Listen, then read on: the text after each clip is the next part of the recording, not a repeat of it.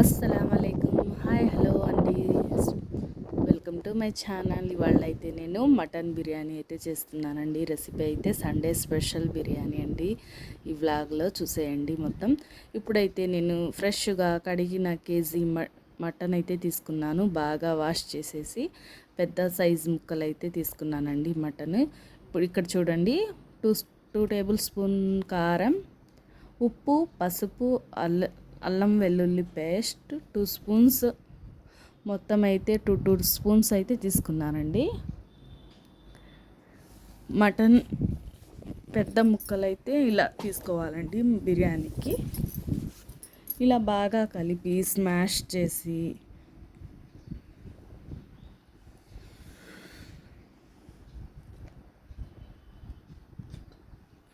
ఇక్కడ చూడండి, ఇలా కుక్కర్లో వేసుకోవాలి. బాగా కలిపిన తర్వాత ఒక హాఫ్ అన్ అవర్ నానబెట్టేసి ఇలా కుక్కర్లో బాయిల్ చేసుకోవాలండి. ఒక 3 విజిల్స్ వచ్చేదాకా బాగా బాయిల్ చేసుకొని ఆ తర్వాత బిర్యానీలో యాడ్ చేసుకోవాలి. చూడండి, బిర్యానీకి కావాల్సిన పదార్థాలు అయితే తీసుకున్నాను. స్టవ్ మీద దాల్చా అయితే చేస్తున్నాను. ఈ దాల్చా స్టార్టింగ్ నుంచి వీడియో అయితే కొంచెం మిస్ అయిందండి. ఇప్పుడైతే ఇలా చూపిస్తున్నాను, చూసేయండి. అయినా మీ అందరికీ ఈ దాల్చా పప్పుచారు రెసిపీ అయితే అందరికీ వచ్చే ఉండిద్ది కదండి. ఈసారి నెక్స్ట్ వీడియోలో ఫుల్గా చూపిస్తాను. దీంట్లో 1 స్పూన్ సాంబార్ పొడి, కొంచెం కొత్తిమీర, కరివేపాకు వేసుకొని లాస్ట్లో కాసేపు 5 మినిట్స్ బాయిల్ చేయాలండి. ఇప్పుడైతే బాగా కలుపుకున్నాను. ఇంకా రెడీ అయిపోయింది. దాల్చా అయితే ఆల్మోస్ట్ అయితే రెడీ అయిపోయిందండి. మీరు ఒకసారి ట్రై చేయండి, చాలా టేస్టీగా కుదిరిందండి. ఆ తర్వాత స్టవ్ మీద వేరే గిన్నె పెట్టి వాటర్ వేసుకొని బిర్యానీలో వేసే స్పైసెస్ అయితే ఈ వాటర్లో వేసుకోవాలండి. ఉప్పు వేసుకోవాలి ఫస్ట్ అయితే. రుచికి సరిపోయినంత ఉప్పు అయితే వేసుకోవాలి. ఆ తర్వాత ఈ స్పైసెస్ యాడ్ చేసి ఈ వాటర్ బాగా బాయిల్ చేసుకోవాలండి. పుదీనా కూడా వేసుకున్నాను.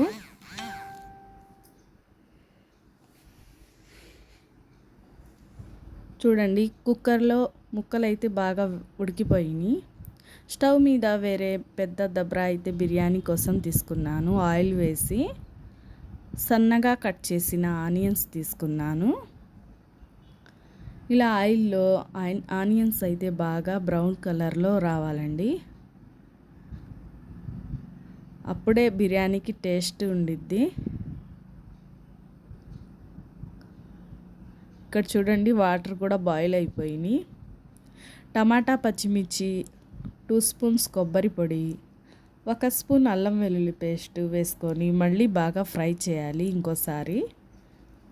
ఆ తర్వాత పెరుగు వేసుకున్నానండి.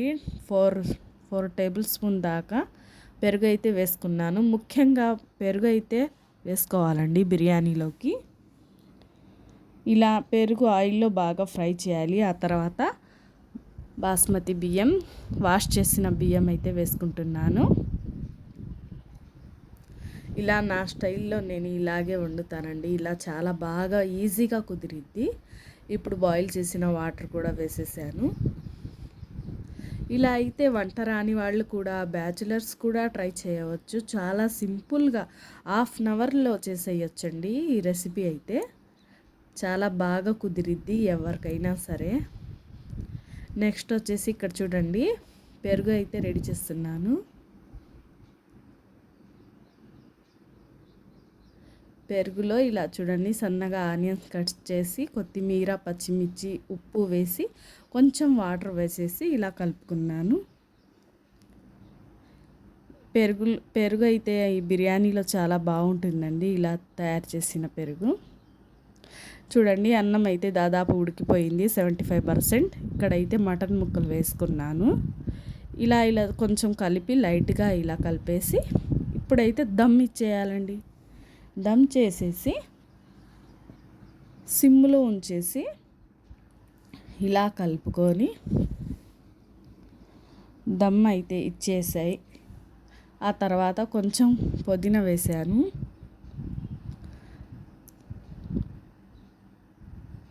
చూడండి ఇలా చక్కగా సింపుల్గా కొత్తిమీర పుదీనా వేసేసుకొని చక్కగా ఇలా దమ్ చేయాలండి. అప్పుడైతే బిర్యానీ ఇక్కడైతే నెయ్యి కూడా తీసుకున్నాను నేను. 4 స్పూన్స్ నెయ్యి అయితే వేసుకున్నాను. చూడండి ఎంత బాగా కుదిరిందో, దమ్ అయిందో. గార్నిష్ కోసం జీడిపప్పు కూడా వేసేసానండి. చూస్తుంటేనే నోరు ఊరిపోతుంది కదండి. మీరు ఒకసారి ట్రై చేయండి. బిర్యానీ అయితే రెడీ అయిపోయిందండి. ఇప్పుడైతే ప్లేట్లోకి సర్వ్ చేస్తున్నాను. ఎంత బాగుందో నిజంగా చెప్తున్నాను. టేస్ట్ అయితే చాలా బాగా కుదిరిందండి.